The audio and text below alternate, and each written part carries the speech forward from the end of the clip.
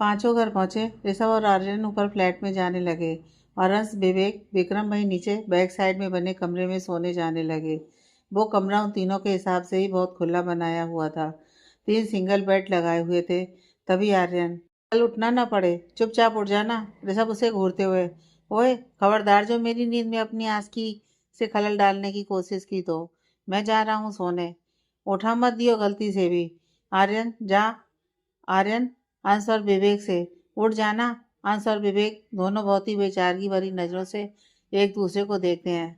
तभी ऋषभ रुकते हुए, 1 मिनट, कल किस खुशी में सुबह जल्दी उठना है? कॉलेज तो वो आज मिली नहीं थी। सुबह सुबह उसके घर जाकर धरना देगा क्या?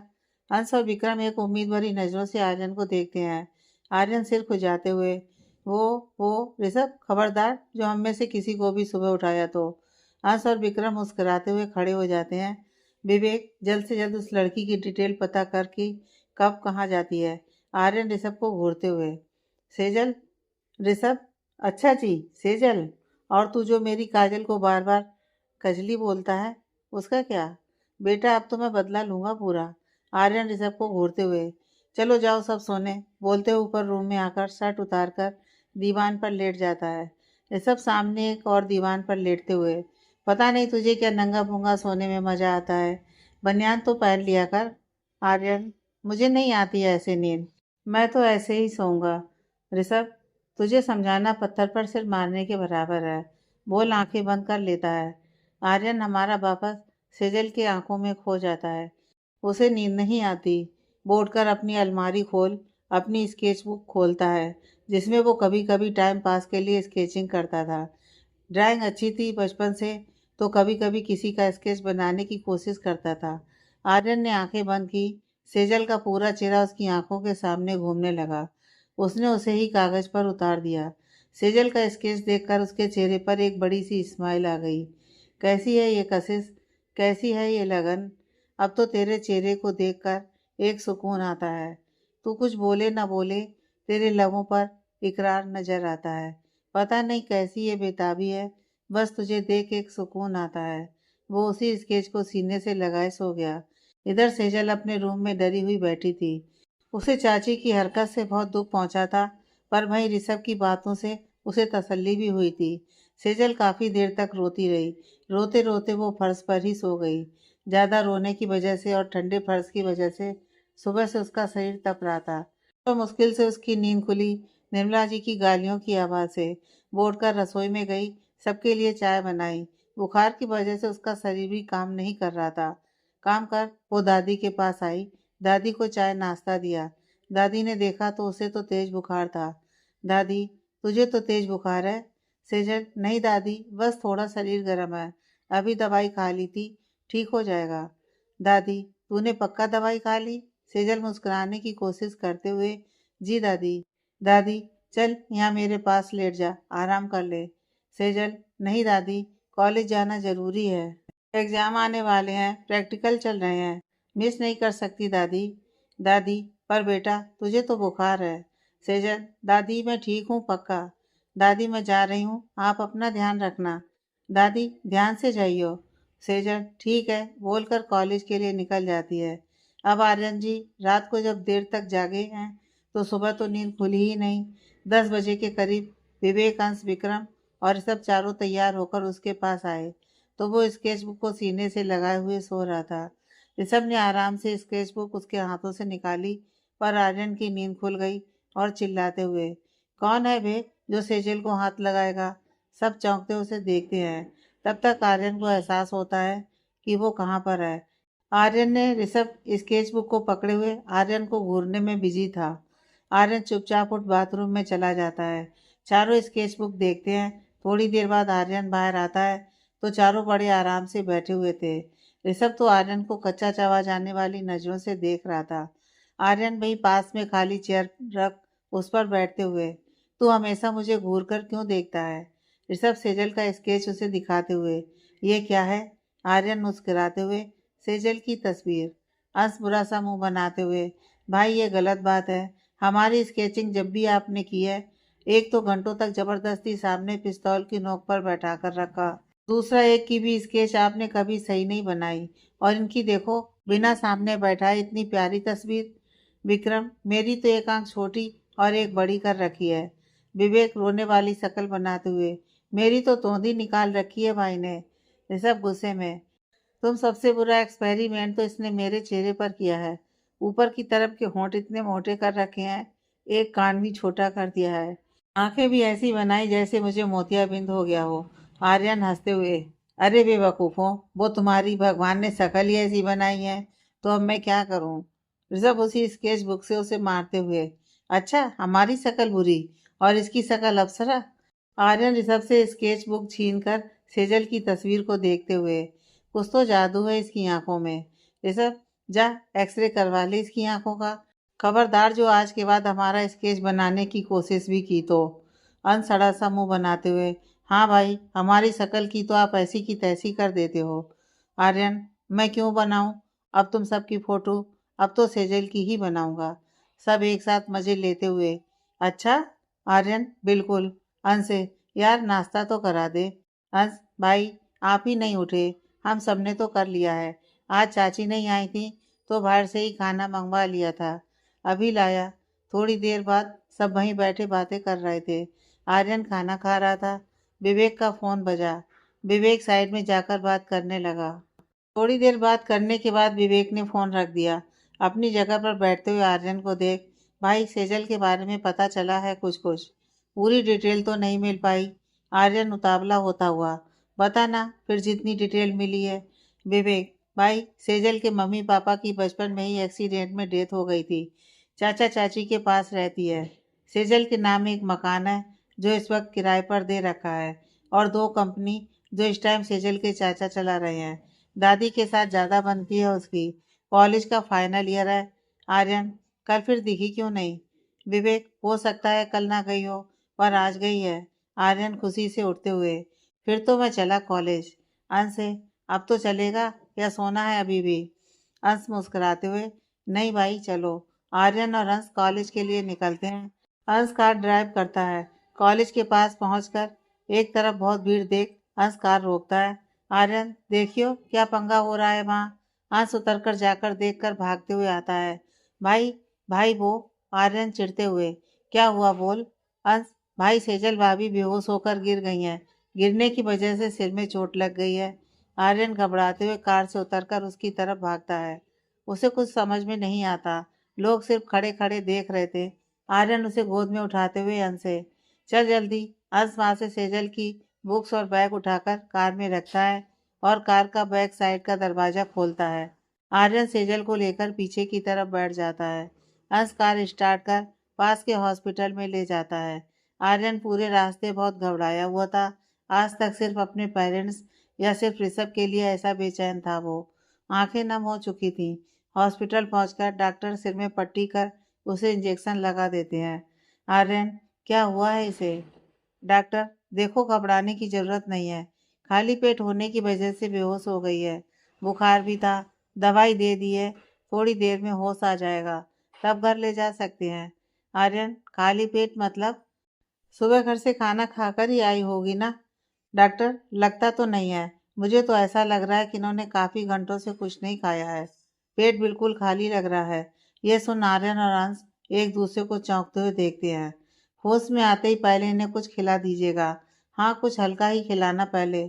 जूस हो तो बेस्ट हो रहेगा। अंश जूस और कुछ खाना लेने चला जाता है। आर्यन वहीं बैठ जाता है। उसने सेजल का हाथ पकड़ा हुआ था। अंश थोड़ी देर में आता है। आर्यन को इतना बेचैन देख वो ऋषभ को कॉल कर देता है। थोड़ी देर में सेजल को होश आता है।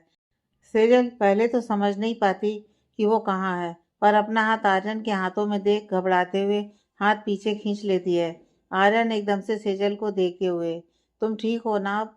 सेजल बैठने की कोशिश करते हुए, जी मैं कहाँ पर हूँ? अंश, आप कॉलेज के बाहर बेहोश हो गई थी ना, हॉस्पिटल में हो। आप कुछ खा लीजिए, पहले juice P low. Sejal bed से उतरने लगती है।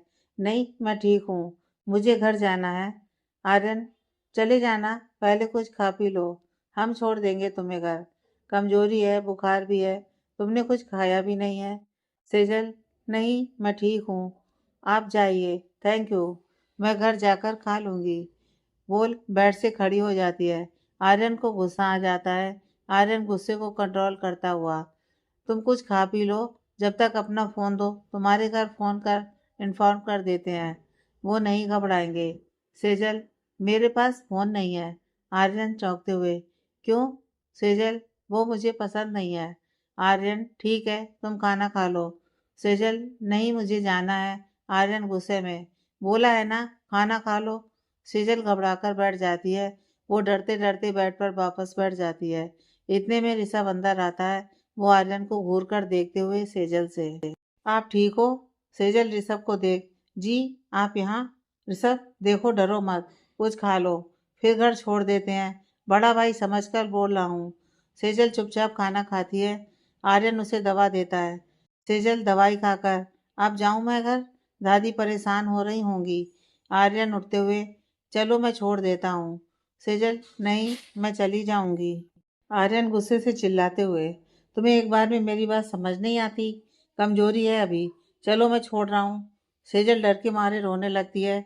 आर्यन अपने आप को शांत कर, देखो, एक्चुअली डॉक्टर ने तुम्हें आराम बोला है, तुम्हें मुझ पर ट्रस्ट नहीं है तो इस पर तो है, जाओ। ऋषभ की ओर इशारा करते हुए, इसी के साथ चले जाओ, प्लीज, पर रो मत। सेजल कुछ नहीं बोलती।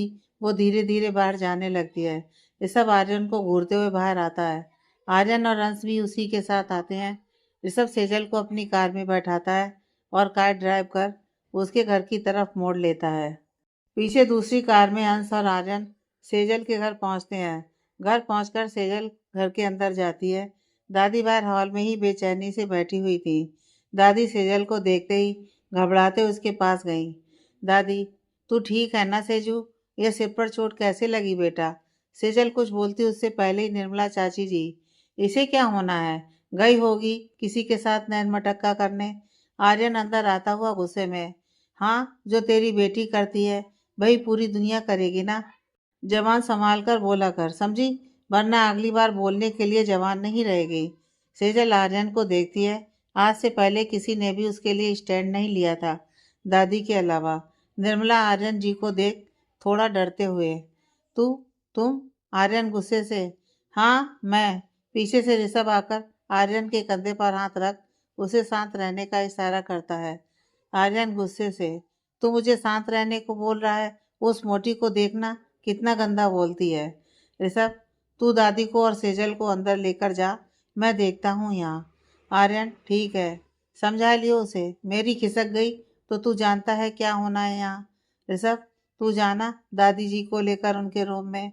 आर्यन दादी से, दादी जी, ये आपकी बेटी कॉलेज के बाहर बेहोश हो गई थी तो हॉस्पिटल ले गए थे, अब ठीक है, ये दवाई दे दीजिएगा टाइम पर। दादी घबराते हुए, सेजू, तू ठीक है ना? आर्यन दादी को लेकर जाते हुए, दादी बिल्कुल ठीक है, आप बताओ आपका कमरा कौन सा है? दादी अपने कमरे की तरफ इशारा करती हैं। आर्यन उन्हें कमरे में ले जाकर बैठा देता है। पीछे पीछे सेजल भी आ जाती है। आर्यन वही दादी के पास बैठ सेजल की दवाई के बारे में समझाने लगता है। इधर ऋषभ बाहर सोफे पर पैर पसार कर बैठते हुए, अपने पतिदेव को बुलाइए, जरा पूछे तो सही हमारे पैसे कब मिलेंगे। निर्मला, वो अभी घर नहीं आए। ऋषभ, तुम्हारी बेटी नहीं दिख रही, वो भी किसी के साथ नैन मटक्का करने गई है क्या? निर्मला गुस्से से, मेरी बेटी के बारे में ऐसी बातें करने की जरूरत नहीं है। ऋषभ, अच्छा, तो तुम जो उस बेचारी के करेक्टर पर कीचड़ पोत रही थी, उसका क्या? मतलब अपनी बेटी की इज्जत इज्जत है, दूसरे की बेटी की इज्जत की धज्जियां उड़ाओ। सुन, कॉलेज के बाहर बेहोश पड़ी थी वो, तो सही टाइम पर आर्यन वहीं था तो उसे हॉस्पिटल ले गया। अच्छा ये बता, तेरी बेटी के पास तो फोन होगा ना? निर्मला हिचकिचाते हुए, हाँ। ऋषभ, तो इसके पास क्यों नहीं है? निर्मला, ये हमारे घर का मैटर है। ऋषभ, अच्छा, हाँ, ये तो है, पर ये घर का मैटर ज्यादा टाइम तक तेरे घर के मैटर नहीं रहेगा, हमारा मैटर बनने वाला है, फिर बताएंगे तुम सबको। तो जिस दिन खिसक गई मेरे दोस्त की, तो ये घर का मैटर शहर का मैटर बनने में टाइम नहीं लगेगा, तो थोड़ा ध्यान रखा करो उसका भी। निर्मला, इतना क्यों तरस खा रहे हो उस लड़की पर?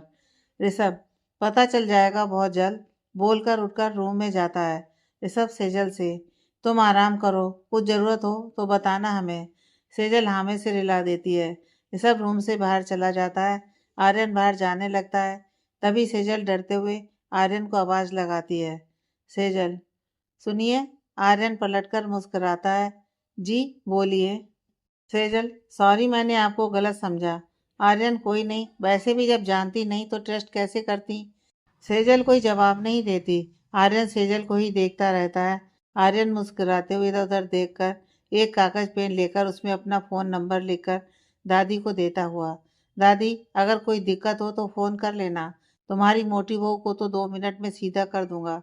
दादी मुस्कुराते हुए, उसके साथ साथ मेरे बेटे को भी सीधा करने की ज़रूरत है। आर्यन, हुक्म कर देना बस, दोनों सीधे हो जाएंगे। चलता हूँ अभी दादी। कैसे जानते हो दोनों को बेटा तुम? आर्यन, आपका कपूत पोता है ना, उसने झूठ बोलकर 2 लाख रुपए उधार लिए हैं। आपके बेटे ने भी देने से मना कर दिया, पर उसकी फिक्र नहीं है। हंसता हुआ, वो तो हम निकलवा ही लेंगे। बोलकर बाहर निकल निर्मला को घूरते हुए कार में जाकर बैठ जाता है। पूरे रास्ते ऋषभ आर्यन को घूरता रहा। इधर निर्मला जी दनदनाती हुई कमरे में आकर सेजल से, अच्छा जी, अब तेरे यार घर पर भी आने लगे। दादी गुस्से से, चुप कर, ज्यादा बकवास मत कर। एक तो लड़की को सही सलामत घर छोड़कर गए हैं और तू मेरी बेटी पर ही कीचड़ उछाल रही है। निर्मला, अम्मा गुंडे हैं वो, गुंडे, इसको बोलो दूर रहे उनसे। दादी, तुम जैसे लोगों से तो सही, फिर वो गुंडे ही अच्छे हैं। निर्मला सेजल से, कान खोलकर सुन ले, उस लड़के से दूर रही हो, समझी? 3 महीने के बाद शादी है तेरी रोहन से। सेजल, चाची मुझे रोहन से शादी नहीं करनी। निर्मला, अच्छा जी, गुंडे के मिलते ही पर निकल आए। सुन ले, तेरी शादी तो इसी से होगी, किसी भी कीमत पर। दादी, अरे तेरे रोहन से तो लाख गुना अच्छा है ये लड़का, लड़कियों की इज्जत करना जानता है। निर्मला, अम्मा मेरा मुंह ना खुलवाओ, शादी तो इसकी वही होगी जहाँ कामना के पापा ने बात की हुई है, समझी? बोलकर अपने कमरे में चली जाती है। सेजल भाई दादी की गोद में सिर रखकर रोने लग जाती है। घर पहुंचकर आर्यन चेयर पर बैठा हुआ है। ऋषभ सामने बैठा उसे कच्चा चबा जाने वाली नजरों से देख रहा था। अंश, विक्रम और विवेक तीनों कभी आर्यन को तो कभी ऋषभ को देख रहे थे। आर्यन चिढ़ते हुए, आंखों से ही खाएगा क्या मुझे? ऋषभ, क्या कर रहा था तू हॉस्पिटल में? आर्यन, तूने देखा नहीं था क्या? सेजल को चोट लगी हुई थी तो इसलिए हॉस्पिटल ले गया था। ऋषभ गुस्से से, सेजल के ऊपर क्यों चिल्ला रहा था? आर्यन, तो वो कहना नहीं मान रही थी। आर्यन, तो तू उस बेचारी के ऊपर ऐसे चिल्लाएगा? आर्यन, मुझे गुस्सा आ गया।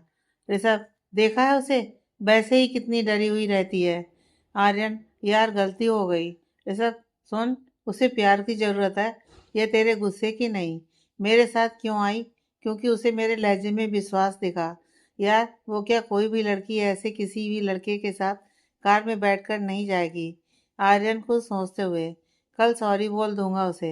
चारों लगभग चिल्लाते हुए, क्या? चारों आर्यन को फटी आंखों से देख रहे थे। ऋषभ, तू किसी को सॉरी बोलेगा? वो भी एक लड़की को सॉरी बोलेगा? आर्यन, अब गलती करी है तो सॉरी तो बनता है ना। विवेक, भाई इससे पहले कभी बोला है किसी को सॉरी? आर्यन सोचते हुए, शायद तुम तीनों चारों को ही बोला होगा। विवेक, भाई आज तक तो ना आया वो शुभ मुहूर्त। आर्यन दांत दिखाते हुए, तो तुमने कर्म ही नहीं किए होंगे कि तुम्हें सॉरी बोलूं। ऋषभ, चलो यार, हम तो कुछ खाएं पिए, इसका तो कुछ नहीं हो सकता। हॉस्पिटल में टेस्ट हुए बाहर रहा था उसके लिए, अब दांत दिखा रहा है। उसने सॉरी बोला तो, और अब ये कल उसको जाकर सॉरी बोलेगा। दोनों बैठकर खेलेंगे सॉरी सॉरी। तीनों हंसते हुए ऋषभ के साथ बाहर आते हैं। अगले दिन आर्यन सुबह उठकर जल्दी तैयार होकर सेजल के घर से थोड़ी दूरी बनाकर खड़ा हो जाता है। थोड़ी देर बाद सेजल कॉलेज के लिए वहां से निकलती है। आर्यन सेजल के पास आकर, हाय।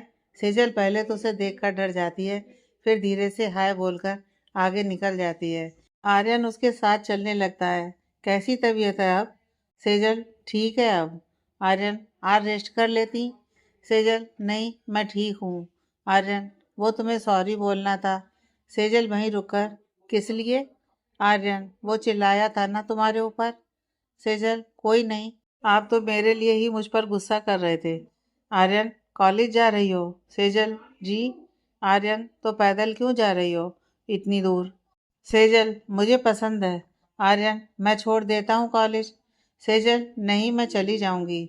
आर्यन, तो इसका मतलब तुमने मुझे माफ़ नहीं किया? सेजल, नहीं मैंने आपको माफ़ कर दिया।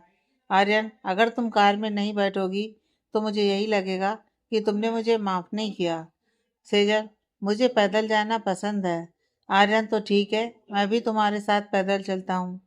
सेजल, आप थक जाएंगे। आर्यन, तो फिर कार में बैठो, मैं छोड़ देता हूँ। सेजल हाँ में सिर हिला देती है। आर्यन को सोता हुआ कार का गेट खोलता है। सेजल एक तरफ सिमट कर बैठ जाती है। आर्यन ड्राइविंग सीट पर बैठकर कार स्टार्ट करने से पहले गन निकालकर सेजल के आगे डैशबोर्ड पर रख देता है। सेजल गन देखते ही डर जाती है। सेजल डरते हुए, ये क्या है? आर्यन, गन है। सेजल, तो आपने मेरे आगे क्यों रखी? आर्यन, अगर तुम्हें लगे कि मैं तुम्हारे साथ कोई बदतमीजी कर रहा हूँ तो उठाना और मुझे उड़ा देना, बोलकर मुस्कुरा देता है। सेजल, आप इसे यहाँ से हटाइए। आर्यन, अरे मैंने तो सिर्फ इसलिए रखा है कि तुम्हें ट्रस्ट हो जाए मुझ पर। सेजल, आप इसे हटाइए, मुझे ट्रस्ट है आपके ऊपर। आर्यन, पक्का हटा लूँ? सेजल हाँ में अपना सिर हिलाती है। आर्यन गन उठाकर अपने पास रख लेता है, फिर कार स्टार्ट करता है। आर्यन तो आज इसी बात से खुश है कि सेजल उसकी बगल में बैठी है। सेजल पूरे रास्ते डरी हुई थी। उसे आर्यन से नहीं, गन से डर लग रहा था। आर्यन उसे कॉलेज छोड़कर घर जाता है। आर्यन घर पहुंचता है तो सब उसी का वेट कर रहे होते हैं।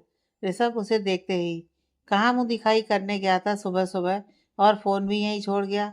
आर्यन वहीं दीवान के ऊपर मुस्कुराकर लेटते हुए सेजल से मिलने। सब उसे चौंक कर देखते हैं। ऋषभ, तू उसके घर गया था? आर्यन घर के बाहर ही खड़ा था। कॉलेज जा रही थी तो ड्रॉप कर दिया उसे। विवेक, क्या बात है भाई, अब तो पिक एंड ड्रॉप भी स्टार्ट हो गया, जल्दी लव स्टोरी भी स्टार्ट हो जाएगी। आर्यन मुस्कुरा देता है, ऋषभ अजीब नजरों से देखते हुए। वो ऐसे तो तेरे साथ नहीं बैठने वाली, सच बता, तूने क्या कांड किया? आर्यन, मैंने सच में कोई कांड नहीं किया, उसी की मर्जी से बिठाया उसे कार में, कोई जबरदस्ती नहीं की, कसम से, बस थोड़ा मनाना पड़ा। ऋषभ, डिटेल से बता, तेरे ऊपर भरोसा नहीं है, हर जगह गुंडागर्दी करता फिरता है। आर्यन, हद है यार, यानी कि मेरी बात पर यकीन नहीं? ऋषभ नामे से हिलाते हुए, रत्ती भर भी नहीं। आर्यन, यह काम के मामले में तो कभी नहीं कहा कि पैसे कहाँ गए, कैसे आए, आज क्यों बोल रहा है? ऋषभ, बिजनेस के मामले में अंधा विश्वास है तेरे ऊपर, पर यह दिल का मामला है, इसमें तेरे ऊपर एक पैसे का विश्वास नहीं है। कल देखा था मैंने कैसे चिल्लाया था उस पर। आर्यन चिढ़ते हुए सारी बात बताता है। सब उसे फटी नजरों से देखते हैं। अंश तो फर्श पर ही आर्यन के चेहरे को घूरे जा रहा था। आर्यन सबको देखते हुए, क्या हुआ, सबको सांप सूंघ गया क्या? विवेक भाई, आपने सेजल भाभी के सामने गन रख दी। आर्यन लापरवाही से, हाँ तो? फिर एक मिनट बाद मुस्कुराते हुए, क्या कहा तूने भाभी? विवेक, तो सेजल बोलूं? आर्यन, मार खाओगे? भाभी ही अच्छा है। तीनों मुस्कुरा देते हैं, पर ऋषभ अभी भी आर्यन को घूर के देख रहा था। ऋषभ, तेरे चरण कहाँ हैं? आर्यन अपना पैर आगे करते हुए, ये ले। ऋषभ आर्यन का पैर पकड़कर खींचकर उसे दीवान से नीचे गिरा देता है। आर्यन उसे गुस्से से देखता है। अगर तू दोस्त ना होता ना, अभी बताता तुझे। ऋषभ, कहा था ना तेरे ऊपर रत्ती भर भी विश्वास नहीं, तू है ही नहीं कमीने प्यार के लायक। तू बस हर जगह अपनी ये बॉडी और गन दिखाया कर, कमीने। ये बता, तुझे शरीफ लड़की और गुंडे में कोई फर्क नहीं दिखाई देता क्या? आर्यन, क्या कर दिया अब मैंने? अंश, विवेक और विक्रम तो चुपचाप वहां से खिसक लेते हैं। ये सब दिमाग है तेरे में? आर्यन, अरे यार, क्या गलती कर दी मैंने? गन इसलिए दी उसे ताकि अगर उसे मेरे ऊपर ट्रस्ट ना हो तो गन के होने से उसे तसल्ली तो रहेगी। ये सब गुस्से में, मेरा तो मन कर रहा है तेरा गला ही दबा दूं। अरे लोग अपने ऐसे कारनामे लड़कियों से छिपाते हैं, ना कि गन पकड़ाने लगते हैं।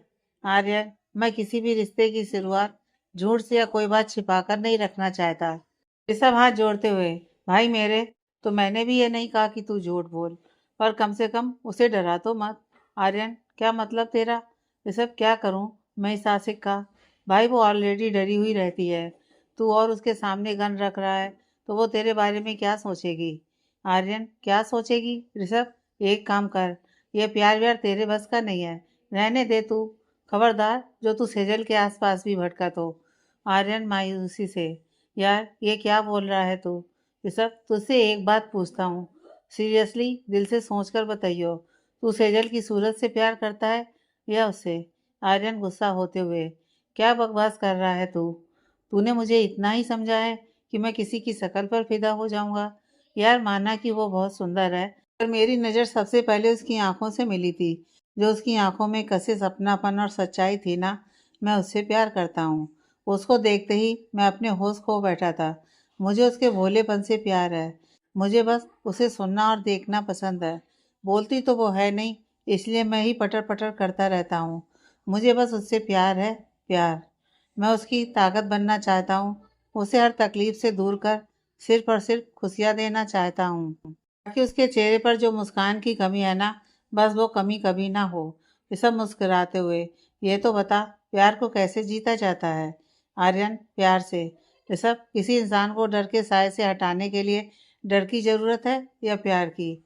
आर्यन, प्यार की। ये सब तो तू अब खुद सोच कि तू क्या गलती करके आया है। आर्यन बिल्कुल चुप बैठ जाता है। दोनों के बीच खामोशी छा जाती है। काफ़ी देर बाद आर्यन, सॉरी बोलूं? ऋषभ अपना माथा पटकते हुए, बस अब यही करियो तू। पहले गलती करके आइयो, फिर सॉरी बोलने जाइयो। गलती कर, सॉरी बोल, यही काम करने लायक है तू? आर्यन रोने वाली शक्ल बनाकर, अब मैंने प्यार में पीएचडी थोड़ी ना करी है।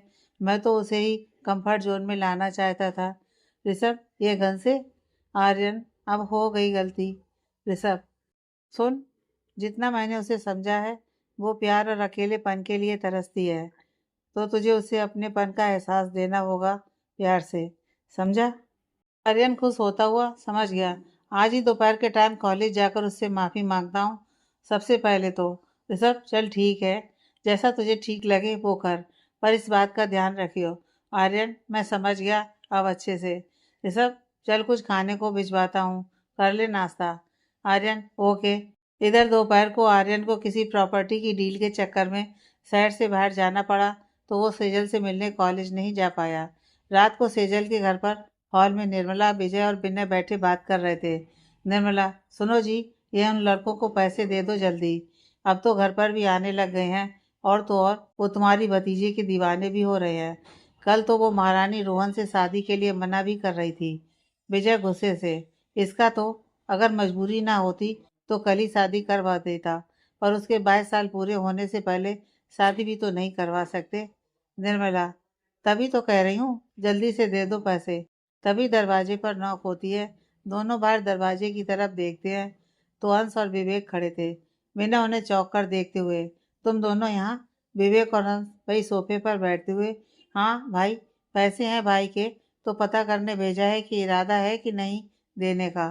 विजय, कल दे दूंगा, यहाँ आने की ज़रूरत नहीं है, तुम्हारे ऑफिस पहुँच जाएंगे पैसे। विवेक, बहुत बहुत धन्यवाद, चलते हैं हम फिर तो। अंश, वैसे सेजल जी कहाँ हैं? विजय गुस्से से, तुम्हें क्या मतलब है अंश? कल गाड़ी में उनकी बुक रह गई थी, तो वापस करनी थी। विजय, लाओ हमें दो, हम दे देंगे। अंश, आर्यन भाई का ऑर्डर है कि उन्हें ही बुक देनी है। तुम लोगों का कोई भरोसा नहीं, कहीं भी फेंक दोगे। अगर सेजल जी की काम की बुक हुई और उन्हें टाइम पर नहीं मिली, तो उन्हें तकलीफ हो जाएगी। इसलिए आर्यन भाई का सख्त ऑर्डर है कि सेजल जी को ही बुक दूँ, और अगर मैंने उनका ऑर्डर नहीं माना, तो आप उनके बारे में अपने इस बेटे से पूछ सकते हो।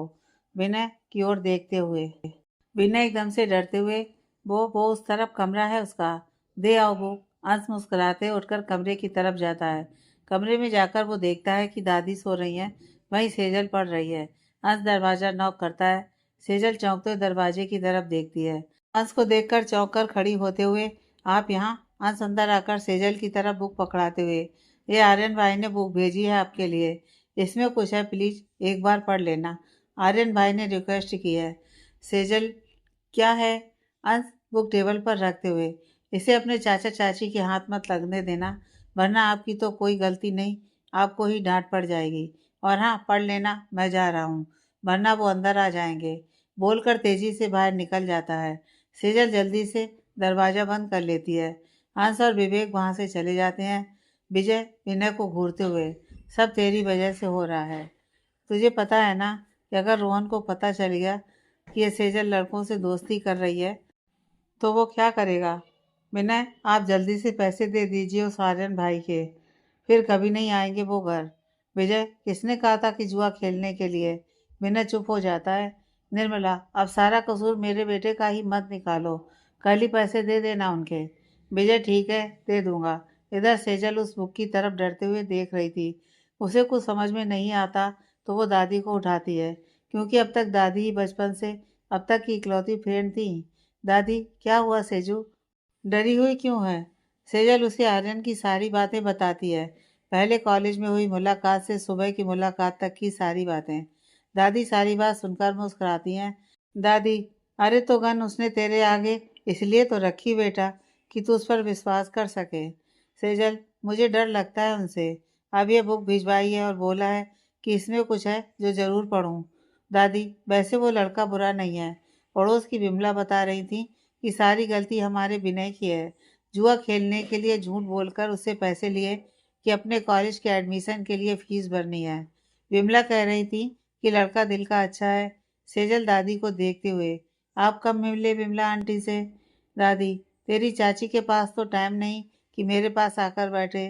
तू कॉलेज चली जाती है तो भाई तो मेरे पास आकर बैठती हैं, तो पूरे मोहल्ले की खबर देती हैं मुझे।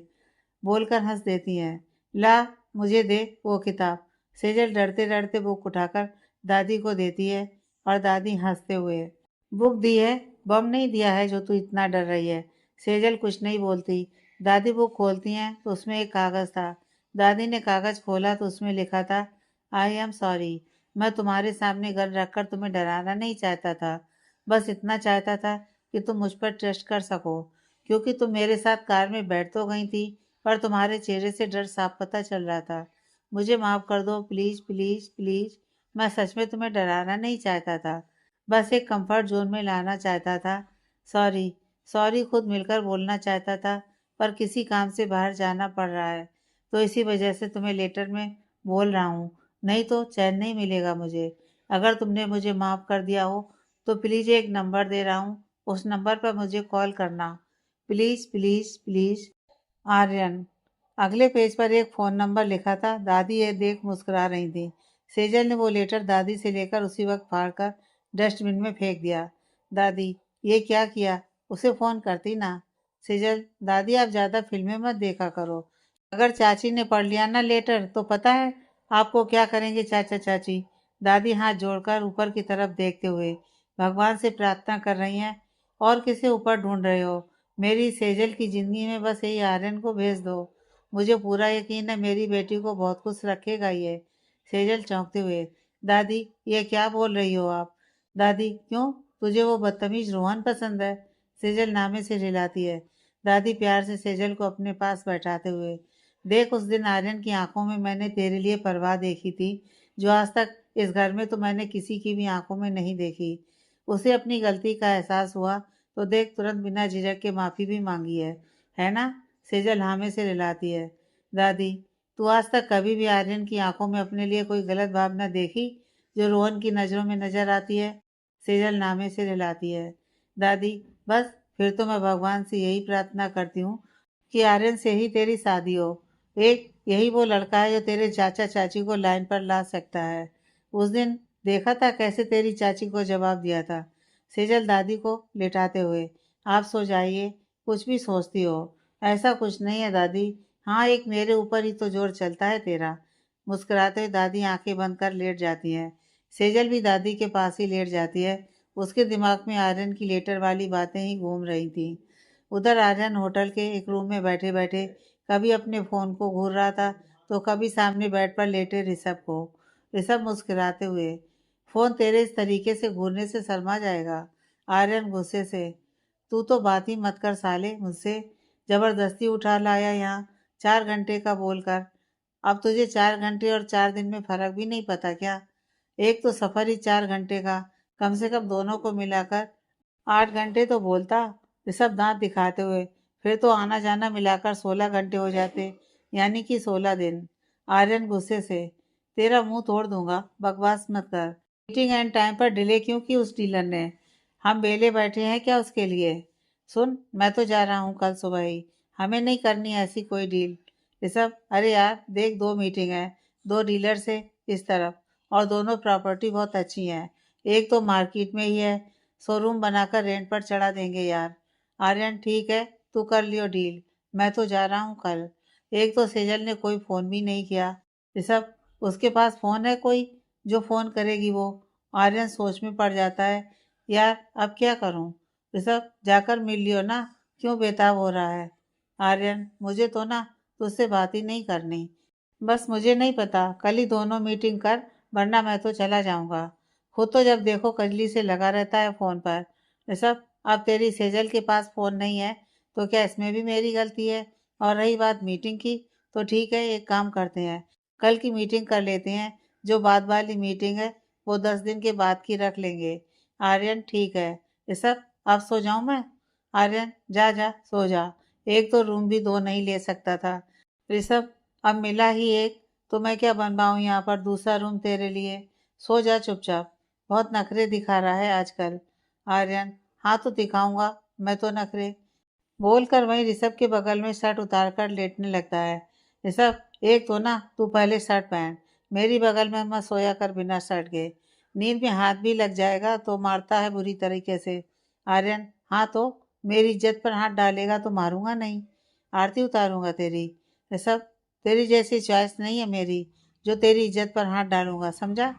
आर्यन, ओए, तेरी जैसी चॉइस से क्या मतलब है तेरा? ऋषभ हंसते हुए, वो तो अच्छा है सेजल पसंद आ गई तुझे, वरना हम सब तो तुझे वही समझने लगे थे। आर्यन, कमीने, शर्म नहीं आती तुम लोगों को? मैं तुम्हें ऐसा लगता हूँ? बोलकर ऋषभ को वहां पड़े कुशन फेंक कर मारने लगता है।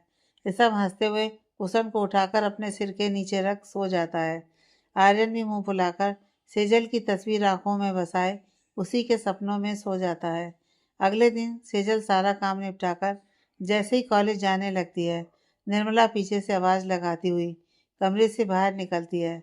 निर्मला, ओ महारानी, सुन, आजकल तेरे बहुत पर निकल आए हैं, तेरे यार घर पर भी आने लगे हैं। सेजल डरते हुए, चाची, वो, निर्मला, मेरे पास पूरा दिन नहीं है जो तेरी सुनो, चुपचाप कॉलेज से घर और घर से कॉलेज ही आइयो, ज्यादा नैन मटक्का मत करियो रास्ते में। सेजल के आंसू निकलने लगते हैं। चाची अपना भाषण देकर वापस अपने रूम में चली जाती हैं। सेजल चुपचाप कॉलेज के लिए निकल जाती है। आर्यन ने अंश की ड्यूटी लगाई हुई थी कि सेजल के कॉलेज के आने जाने के टाइम पर उसका पीछा करना है, कहीं वो फिर से बेहोश ना हो जाए कहीं। अंश चुपचाप कार से सेजल का पीछा कर रहा था। सेजल इधर कॉलेज पहुंची तो अंश घर चला गया। कॉलेज के अंदर ऋषभ ने काजल की बहन रीना को बोल रखा था कि सेजल के साथ कुछ भी ऊंच नीच हो तुरंत उसे कॉल करे, क्योंकि आर्यन सेजल से हमेशा डरे रहने का असली कारण जानना चाहता था। कॉलेज में एक लड़का कई दिन से सेजल के पीछे पड़ा हुआ था। ये रीना को पता चल चुका था, पर उसने अभी ऋषभ को कुछ भी इस बारे में नहीं बताया था। वो पहले सेजल से दोस्ती करना चाहती थी। अगले दिन कॉलेज में सेजल खाली पीरियड में कॉलेज पार्क में एक तरफ अकेली बैठकर पढ़ रही थी। रीना उससे दोस्ती करने के बहाने उसी के पास बैठते हुए, हाय सेकेंड ईयर। सेजल तो किसी से भी बात नहीं करती थी, चाहे लड़की हो या लड़का, सिर्फ दादी से ही खुलकर बात होती थी उसकी। सेजल डरते हुए, फाइनल। रीना मुस्कुराते हुए अपना हाथ बढ़ाते हुए, यानी आप सीनियर हो? I am Reena, friends. Sejal डरते डरते हाथ बढ़ा देती है। सेजल, रीना, आप मुझसे क्यों डर रही हो? सेजल, नहीं, वो मैं किसी किसी से बात नहीं कर पाती। रीना, क्यों? तभी एक लड़का सेजल की बगल में बैठता हुआ, हाय सेजल। सेजल उसे देखकर वहां से उठने लगती है। वो लड़का सेजल का हाथ कसकर पकड़ लेता है। सेजल डरते हुए अपना हाथ छुड़ाने लगती है। वो बेशर्मी से सेजल का हाथ कसकर पकड़े हुए मुस्कुरा रहा था। रीना गुस्से से, ओए, तुझे समझ में नहीं आता क्या? छोड़ हाथ उसका, उसे नहीं करनी तुझसे बात। लड़का, अरे, तुम्हें क्या दिक्कत हो रही है यार? इसे कितने दिन से बोल रहा हूँ कि फ्रेंडशिप कर लो, कर लो, करती ही नहीं। फ्रेंडशिप करने में क्या प्रॉब्लम है? रीना अपना फोन उठाकर ऋषभ को मिलाते हुए, अभी थोड़ी देर रुक जा, करवाती हूँ तेरी दोस्ती से। इतने में ऋषभ फोन उठा लेता है। रीना ऋषभ के फोन उठाते ही, जीजू आप कहाँ हो? ऋषभ, क्या हुआ, सब ठीक है? बस अभी अभी घर पहुंचे हैं। बोल, रीना उस लड़के की तरफ घूरते हुए, जीजू, यहाँ एक मजनू है जो सेजल से जबरदस्ती दोस्ती करना चाहता है, अभी भी बदतमीजी कर रहा है उसे, मेरे ही सामने खड़ा है। ऋषभ गुस्से से, आ रहे हैं हम, बोलकर फोन काट आर्यन को लेकर कॉलेज के लिए निकलता है। इधर सेजल रोने लगती है। उसके हाथ में उस लड़के के हाथ के निशान भी छप जाते हैं। सेजल लगातार अपना हाथ छुड़ाने की कोशिश कर रही थी, पर लड़का बेशर्मी से मुस्कुराया जा रहा था। लड़का, एक बार दोस्ती करने को ही तो बोल रहा हूँ। सेजल रोते हुए, मुझे नहीं करनी दोस्ती, प्लीज छोड़िए। रीना सेजल से, रो मत, आज आने दो आर्यन भाई को, फिर पता चलेगा इसे। आर्यन का नाम सुनते ही लड़का झट से सेजल का हाथ छोड़कर रीना को चौंकते हुए देखता है। वहीं सेजल भी आर्यन का नाम सुन रीना को चौंकते हुए देखती है। लड़का रीना से, कौन से आर्यन की बात कर रही हो तुम? रीना मुस्कुराते हुए, उसी आर्यन भाई की जिसका नाम सुनते ही तुमने हाथ छोड़ दिया, जिसके नाम से पसीने छूट रहे हैं तुम्हारे, बोलकर हंसने लगती है। लड़का थोड़ा घबराते हुए, AR एसोसिएट्स के मालिक? रीना मुस्कुराते हुए, बिल्कुल, बस पहुंचने वाले हैं अभी। लड़का यह सुनते ही वहां से भाग खड़ा हुआ। सेजल रीना की तरफ बहुत गौर से देखती है। रीना मुस्कुराते हुए बात को बदलने की कोशिश करते हुए, वो आर्यन भाई मेरे होने वाले जीजू के बेस्ट फ्रेंड हैं। आप जानते हो आर्यन भाई को? सेजल डरते हुए, पता नहीं। रीना, आप अब डरो मत, आर्यन भाई तो इसकी क्लास लेकर रहेंगे। सेजल खुद से तो कभी बात कर ही नहीं पाती थी, पर सेजल से भी कभी किसी लड़के ने फ्रेंडशिप की कोशिश नहीं की, तो इसी वजह से सेजल हमेशा अलग अलग ही रहती थी। रीना सेजल का हाथ देखती है तो सेजल के दर्द हो रहा था। रीना सेजल को मैम के पास ले जाती है, जिनके पास फर्स्ट एड किट रहती थी। रीना फर्स्ट एड किट से पेन रिलीफ स्प्रे लेकर सेजल के हाथों पर स्प्रे करती है। दोनों रूम से बाहर आते हैं। सेजल अपनी क्लास के लिए चली जाती है। थोड़ी देर में रीना के फ़ोन में आर्यन का फ़ोन आता है। रीना जैसे ही फ़ोन पिक करती है, आर्यन, कहाँ है वो मजनू की औलाद? किसकी हिम्मत हुई सेजल से बदतमीजी करने की? रीना, वो तो भाग गया। आर्यन, सेजल ठीक है? रीना, हाँ, वो क्लास अटेंड करने गई है। आर्यन, ठीक है। वो आज ये चौकीदार की औलाद अंदर नहीं आने दे रहा। मैं बाहर बैठा हूँ। मजनू की औलाद के दर्शन करा दियो। रीना, ठीक है। सेजल क्लास अटेंड करके कॉलेज से घर जाने लगती है, तो कॉलेज से थोड़ी दूरी पर उसे आर्यन दिखाई देता है, जो उसी लड़के को पीट रहा था जिसने सेजल का हाथ पकड़ा था। एक्चुअली रीना आर्यन को उस लड़के की शक्ल दिखाकर अपने घर चली गई थी। जब भी किसी काम से चला गया था, सेजल डर जाती है। उस लड़के के मुंह से खून तक निकलने लग गया था। सेजल डरते डरते आर्यन के पास जाती है। आसपास कुछ लोग इकट्ठा होकर बस तमाशा देख रहे थे। सेजल देखती है कि आर्यन की आंखों में गुस्सा भरा हुआ है। उसे वो बेतासा मारे जा रहा था। सेजल आर्यन का हाथ पकड़, प्लीज छोड़ दीजिए इसे, मर जाएगा। आर्यन गुस्से में सेजल को धक्का देते हुए, मरता है तो मर जाए, इसकी हिम्मत कैसे हुई तुमसे बदतमीजी करने की? सेजल आर्यन के धक्के को संभाल नहीं पाती, वो गिर जाती है। आर्यन उस लड़के को छोड़ सेजल को जाकर पकड़ता है। आर्यन, तुम ठीक हो? सेजल डरते हुए, प्लीज उसे जाने दीजिए। आर्यन पीछे पलट कर देखता है तो वो लड़का मौका मिलते ही भाग गया था। आर्यन सेजल को लेकर रोड के साइड में रखे बेंच की तरफ आता है। उसे वहां बैठाते हुए खुद भी बैठ जाता है। आर्यन अभी बहुत गुस्से में था, इसलिए वो सेजल से बात नहीं करता कि कहीं अपना गुस्सा सेजल पर ही ना निकाल दे। सेजल वहीं डर के मारे बैठी हुई थी। सेजल डरते हुए, आपको उन्हें इतना नहीं मारना चाहिए था। आर्यन, तुम्हारे साथ कोई बदतमीजी करेगा तो मैं नहीं बर्दाश्त करूंगा, समझी तुम? सेजल, क्यों? आर्यन गुस्से में, क्योंकि मैं तुमसे, बोलते बोलते चुप हो जाता है। आर्यन अपने आप को शांत कर सेजल की तरफ देखता है तो वो बिल्कुल डरी सहमी सी बैठी थी। आर्यन की नज़र सेजल के हाथ के निशान पर जाती है। आर्यन सेजल का हाथ पकड़ने लगता है, पर सेजल डर के मारे सिमट जाती है तो आर्यन अपना हाथ पीछे कर लेता है। आर्यन, डर लगता है मुझसे। सेजल कोई जवाब नहीं देती। आर्यन, वो यहाँ छोटा सा क्लिनिक है, तुम्हें दवाई दिलवा देता हूँ, हाथ की ओर इशारा करते हुए। सेजल, नहीं, मैं ठीक हूँ, ये तो लगती रहती है, आदत है। आर्यन चौंकते हुए, आदत है? ऐसे निशान लगते रहते हैं तुम्हें? सेजल डरते हुए, नहीं, कभी गिर जाती हूँ तो। आर्यन, एक बार मेरी तसल्ली के लिए चल लो। सेजल समझ चुकी थी कि रीना जिस आर्यन की बात कर रही थी, ये वही है। सेजल, मैं ठीक हूँ, रीना ने दवाई लगा दी थी। आर्यन कुछ नहीं बोलता। सेजल, मैं घर जाऊं? आर्यन सेजल की तरफ उम्मीद से देखते हुए, मैं छोड़ दूं? सेजल, नहीं, मैं चली जाऊंगी। आर्यन, ट्रस्ट नहीं अभी भी? माफ नहीं किया ना गन वाली बात के लिए? सेजल, नहीं, वो चाची जी, गुस्सा? आर्यन गली के बाहर तक छोड़ दूं? सेजल हामी से हिला देती है। आर्यन खुश होता हुआ कार की तरफ बढ़कर सेजल के लिए कार का गेट खोलता है। सेजल बैठ जाती है। आर्यन ड्राइविंग सीट पर बैठ कार स्टार्ट कर सेजल के घर की तरफ मोड़ लेता है। पूरे रास्ते सेजल डरी हुई सी बैठी थी। वो खुद नहीं समझ पा रही थी कि किस हक से वो आर्यन के साथ आकर बैठ गई है। आर्यन सेजल को उसके घर से थोड़ी दूरी पर ही उतार देता है। आर्यन उसे छोड़कर अपने घर के लिए निकल जाता है।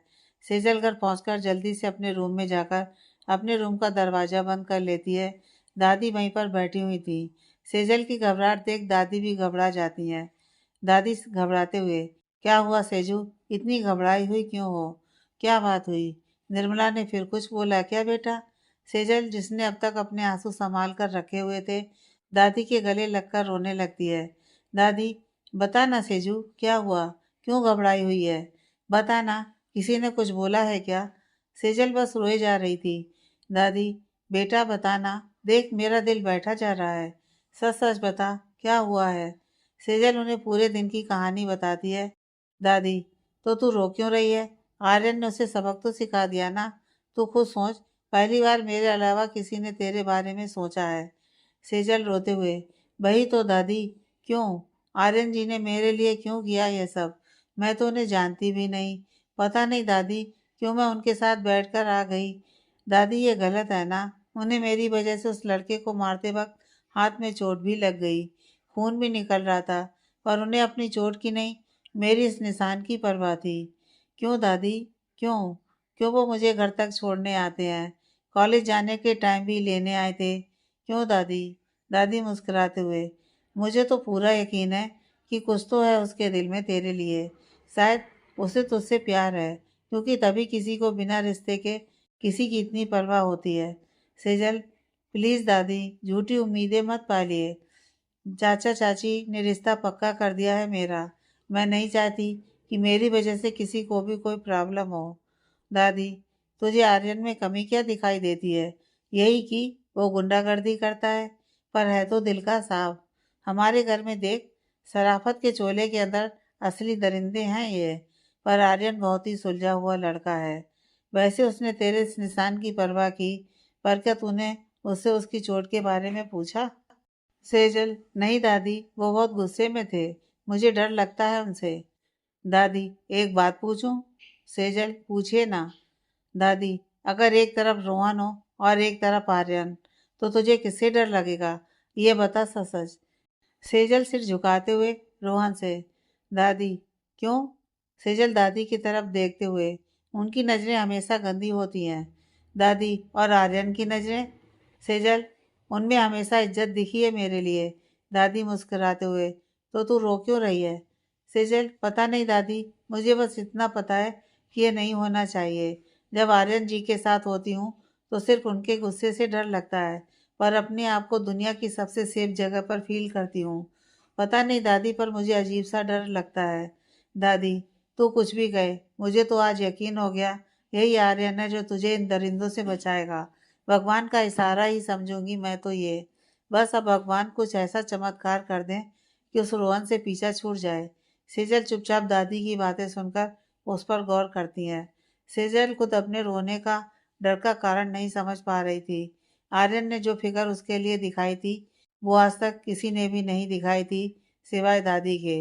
वो दादी की गोद में सिर रखकर काफ़ी टाइम तक ऐसे ही सोचती रहती है। इधर आर्यन घर पहुंचता है तो सब उसके हाथ में चोट लगी देख चौंक जाते हैं, जो उस लड़के को मारते वक्त उसके हाथ में लग गई थी। हंस भागकर पास वाले क्लिनिक से एक डॉक्टर को लेकर आता है। वो आर्यन के हाथ की ड्रेसिंग करके चला जाता है। आर्यन उदास सा एक तरफ बैठा हुआ था, बाकी के सब उसे देख रहे थे। काफ़ी देर बाद ऋषभ को गुस्सा आता है। ऋषभ गुस्से से, तुझे चोट लगी, ये समझ में बात आती है कि तूने पीटा होगा उस बदतमीज लड़के को। छोड़ने वाला तो तू था नहीं, और ये चोट कोई तुझे पहली बार तो लगी नहीं, जो तू नई नवेली दुल्हन की तरह मुंह फुलाकर बैठा है। उदास क्यों है, बताएगा अब? जब से आया एक शब्द नहीं फूटा मुंह से। आर्यन, यार सेजल को मेरी फिक्र नहीं थी, उसको उस मजनू की फिक्र थी। ये बात बुरी लग रही है बहुत। ऋषभ चौंकते हुए, मतलब क्या हुआ माँ, ये बता। आर्यन सारी बात बताता है। सब अपना माथा पीट लेते हैं। विवेक, भाई वो लड़का आपकी मार खाकर सच में टपक जाता, इसलिए भाभी ने उसे बचाया बस। फिक्र नहीं थी उसके लिए। आर्यन उदासी से, हाँ इसलिए एक बार भी मेरी इस चोट के बारे में पूछा भी नहीं। ऋषभ, डर तो पहले ही रही होगी, इसलिए नहीं पूछा होगा कि कहीं तू फिर से गुस्सा ना हो जाए। तूने भी तो धक्का दिया उसे। आर्यन नजर नीची कर लेता है। ऋषभ, अगर उसे तेरी फिक्र नहीं होती तो तेरा गुस्सा शांत होने के बाद वहां क्यों बैठती तेरे साथ क्यों जाती घर? बता। आर्यन मुस्कुरा देता है, फिर मुंह बनाते हुए, पर एक बार तो पूछती ना इस चोट के बारे में। अंश, हो सकता है भाई आप गुस्से में थे, वो डरी हुई थी, उसने देखा ही ना हो इस तरफ। आर्यन, हाँ ये हो सकता है। ऋषभ, अब अगर रोना पीटना खत्म हो गया हो तो आज थोड़ा काम कर ले। आर्यन, करो ना, किसने मना किया है? मुझे तो चोट लगी है, मैं जा रहा हूँ सोने, बोलकर ऊपर रूम में चला जाता है। चारों से अजीब नजरों से जाते हुए देखते हैं। विवेक चौंकते हुए, भाई को कब से चोट का दर्द होने लगा जो आराम करने गए? आज तक तो कभी नहीं किया आराम। ऋषभ हंसते हुए, उसे चोट का नहीं, इसका दर्द हो रहा है। पक्का जाकर फिर से लेकर बैठा होगा स्केच बुक। आजकल तो शायरी भी लिखता है। चारों हंसते हुए अपना अपना काम करने लगते हैं। शाम को विजय विनय के साथ आर्यन के ऑफिस आते हैं। ऑफिस तो नाम के लिए बनाया हुआ था। आर्यन के पास उसके दादा पापा की बहुत सी जमीन थी या दुकानें थी जिसे वो किराए पर देता था। बाकी वो प्रॉपर्टी खरीदने बेचने का काम करता था। सब उसके साथ 40% का पार्टनर था। अंश, विवेक और विक्रम सैलरी पर काम करते थे। रात को यहीं सो जाते थे, कभी कभी चले जाते थे घर। ऋषभ आजकल यहाँ इसलिए सोता था क्योंकि उसकी माँ गांव गई हुई थी। ऑफिस में आर्यन बैठा हुआ सेजल की तस्वीर को बनाने में लगा हुआ था। विवेक और अंश वहीं बैठे बैठे मुस्कुराए जा रहे थे। विजय और विनय को देखते ही आर्यन ने अपनी स्केच बुक एक तरफ रख दी, पर विजय की नज़र सेजल के स्केच पर चली गई। उस वक्त तो उसने कुछ नहीं कहा। आर्यन, बैठिए जी। विजय, हम बैठेंगे नहीं। ये लो अपने 2 लाख, अब मेरे घर में आने की जरूरत नहीं है और ना ही हमारी लड़की से मिलने की। आर्यन कौन सा किसी से डरने वाला था? घर तो हम वैसे भी नहीं आना चाहते तुम्हारे। रही बात तुम्हारी लड़की की, तो मुझे वैसे भी मिलने का शौक नहीं है उससे। विजय और कोई बात ना कर चुपचाप वहां से विनय को लेकर निकल जाता है। उनके जाने के बाद विवेक, भाई अब आप सेजल भाभी से नहीं बात करेंगे? आर्यन उसे बुरी तरीके से घूरते हुए, क्यों? किसके बाप में हिम्मत है जो मुझे सेजल से बात करने से रोके? अरे भाई, अभी तो आपने कहा कि उसकी बेटी से मिलने का शौक नहीं है आपको। आर्यन दोनों को घूरते हुए, वो गधों की पूंछ, उसकी लड़की तो वो है ना, लंबी नाक वाली। मेरी सेजल को उसने कभी माना है अपनी बेटी? उसने अपनी बेटी की बात की तो मैंने भी उसी की बेटी के बारे में जवाब दिया। दोनों मुस्कुराते हुए, ओ भाई, तो आप उससे उसकी बेटी की बात कर रहे थे? आर्यन, और नहीं तो क्या। अगर वो सेजल की बात करता तो सुनकर जाता अच्छा खासा। आर्यन यह बोल बाबा सेजल की तस्वीर लेकर उसमें खो जाता है। अंश, भाई भाभी से प्यार का इजहार कब कर रहे हो? आर्यन, अभी नहीं। एक बार वो मेरे साथ कंफर्ट जोन में आ जाए, ट्रस्ट करने लगे, उसे भी एहसास हो जाए कि कोई है जो उसकी इतनी परवाह करता है, तब बताऊंगा अपने दिल की बात। अंश, भाई प्लान तो अच्छा है। आर्यन, अब अगर तुम दोनों के सवाल जवाब खत्म हो गए हों तो मैं अपनी सेजल से बात कर लूं? विवेक मुस्कुराते हुए, बिल्कुल भाई। आर्यन, वैसे बाकी के 2 नमूने कहाँ हैं? अंश, भाई वो नया सफर गए हैं।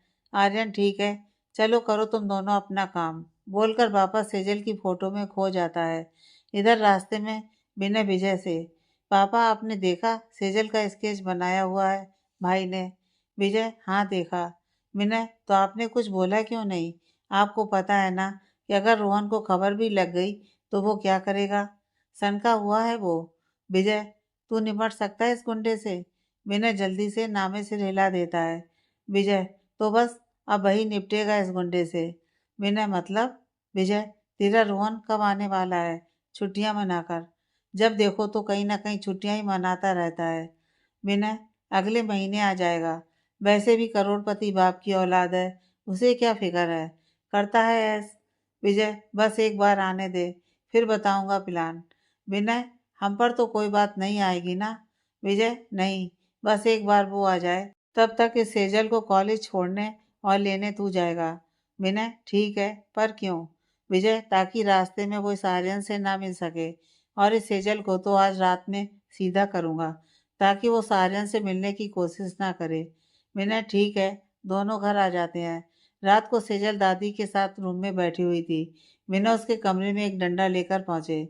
दादी और सेजल उन्हें देखते ही चौंक गए। सेजल वो डंडा देखते ही कांपने लगी। विजय गुस्से से, बड़ा याराना चल रहा है तेरा आजकल आर्यन के साथ। सेजल दादी के पीछे की तरफ छिपने लगती है। सेजल डरते डरते, मैंने कुछ नहीं किया। दादी, देख, बच्ची पर हाथ उठाने की जरूरत नहीं है। इसने कुछ नहीं किया, और ना ही आर्यन ने कभी इससे कोई उल्टी सीधी बात करी है। विजय, अच्छा, तो वो पागल है जो वहां बैठा बैठा इसके स्केच बनाए जा रहा है। यह सुनते ही दादी और सेजल एक दूसरे को चौंकते हुए देखते हैं। दादी, कौन से स्केच की बात कर रहा है? इसे कुछ नहीं पता। विजय, मैं खुद देख कर आया हूँ। मुझे देख कर रख दिया था, पर उसकी फोटो पर नजर चली गई थी मेरी। दादी, तो इसमें इस बच्ची की क्या गलती है? विजय, अम्मा, आज सिर्फ वार्निंग देने आया हूँ इसे। अगर इसके बाद वो आर्यन इसके आसपास भी मुझे दिखाई दिया, तो देख लेना, यह डंडा नहीं, मेरी बेल्ट होगी। और याद है ना, मेरी बेल्ट लगती कैसी है? बोलकर सेजल को घूरते हुए देखता है। सेजल दादी के ही पीछे छिपी हुई थी। और हाँ, कल से तू विनय के साथ कॉलेज जाएगी और आएगी, समझ गई? सेजल डरते डरते हाँ में सिर हिला देती है। विजय वहां से चला जाता है। सेजल दादी की गोद में लेट जाती है। दादी मनी मन, हे भगवान, अब तो इस बच्ची के लिए कुछ कर। मैं तो अपाहिज हूँ, बिना सहारे के चल भी नहीं पाती। कल मुझे कुछ हो गया तो ये सब लोग इसे नोच कर खा जाएंगे।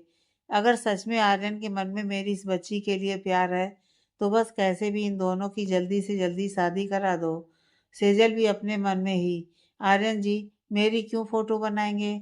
नहीं, अब मैं नहीं करूँगी उनसे कोई भी बात।